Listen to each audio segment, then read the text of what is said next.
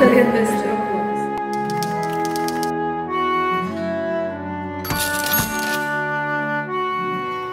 Takže ja ďakujem za pozvanie.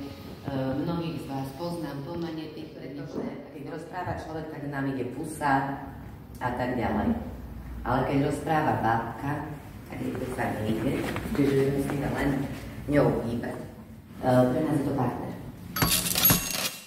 Takže, aby sme išli od tých základných, čiže toto je tá marioneta. Ďalšia základná bábka, týchto je tu viacej, sú majušky.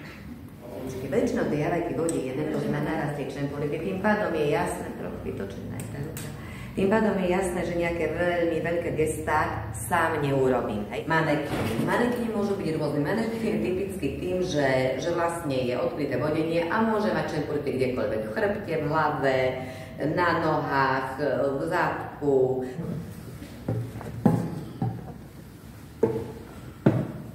Iluzívne divadlo, že tu je raz, 2, 3, 4, 5 čempurík, je logické, že koľkých ľudí potrebujeme? 4.